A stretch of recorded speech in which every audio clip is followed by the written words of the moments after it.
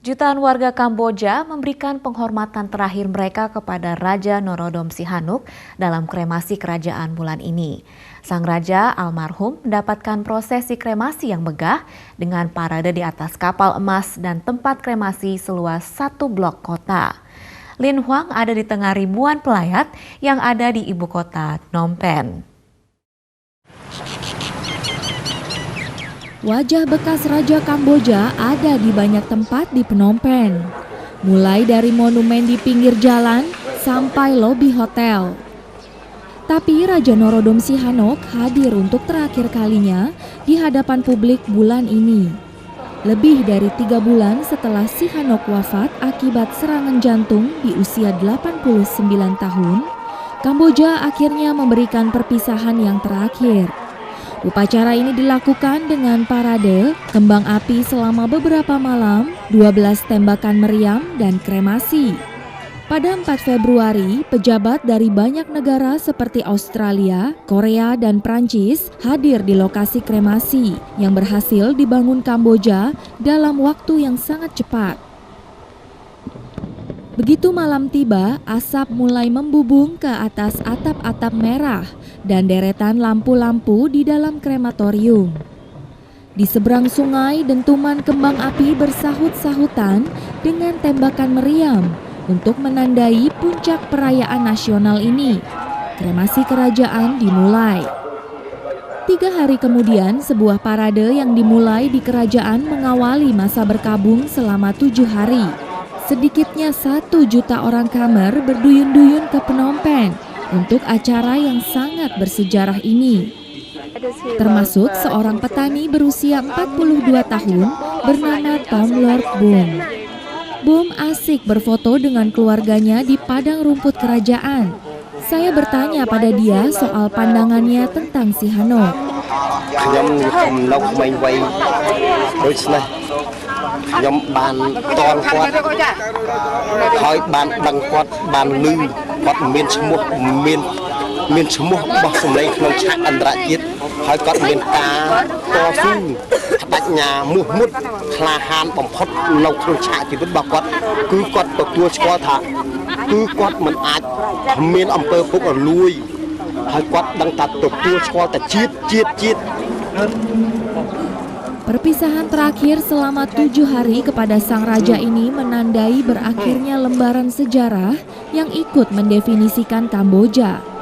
Di masa penjajahan, Perancis memasang Sihanouk di kursi kerajaan di usia 18 tahun. Ia diyakini bakal mempertahankan monarki. Namun sebaliknya, Sihanouk yang bersekolah di Perancis justru meminta penghentian penjajahan kolonial secara diplomatis pada tahun 1953. And we're talking about the independent, like in Asian, we're talking about in the 3 countries, in the China countries here, only Cambodia who get the independent without using their blood. Setelah kudeta 1970, Sihanouk pensiun dan pindah ke Beijing. Di sana, ikatan yang kuat dengan Khmer Merah mendorong revolusi yang mereka gerakan.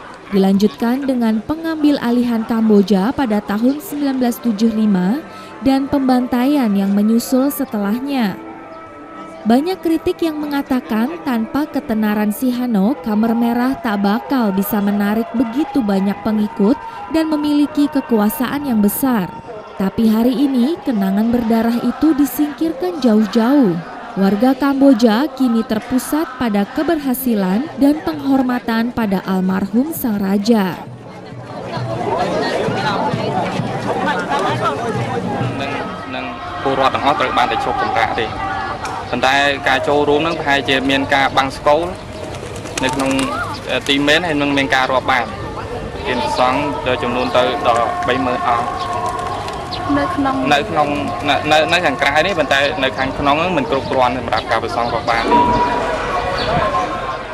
Selain para biksu, warga juga diminta berpartisipasi dalam pekan berkabung, umumnya dengan cara mengenakan pakaian hitam putih. Perdana Menteri Hun Sen mengeluarkan perintah kalau semua sekolah dan kantor publik harus tutup. Sementara itu, setiap kota harus membunyikan bel atau musik untuk menandai peristiwa ini. Lebih lagi, semua turis dan kendaraan harus berhenti selama 1 menit untuk memberikan penghormatan terakhir pada jenazah almarhum sang raja. Warga dari wilayah pedesaan datang ke Phnom Penh diangkut truk besar. Militer dan polisi dikerahkan menutup jalan-jalan utama yang mengelilingi kerajaan dan krematorium.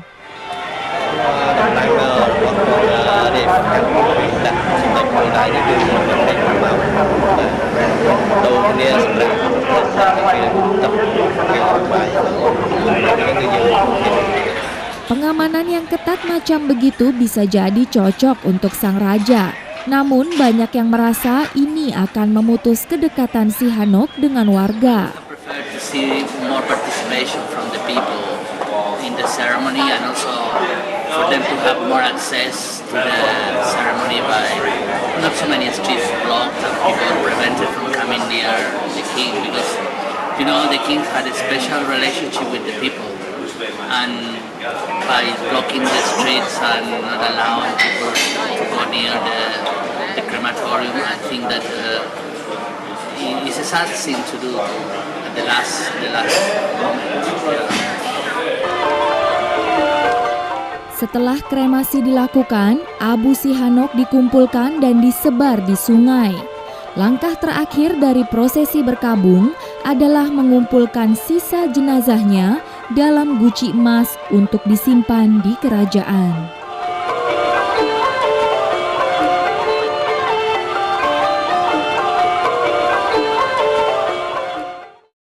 Laporan tersebut sekaligus menutup perjumpaan kita dalam Asia Calling. Terima kasih Anda sudah menyaksikan, kami undur diri dan sampai jumpa pada Asia Calling berikutnya. Asia Calling, your window on Asia.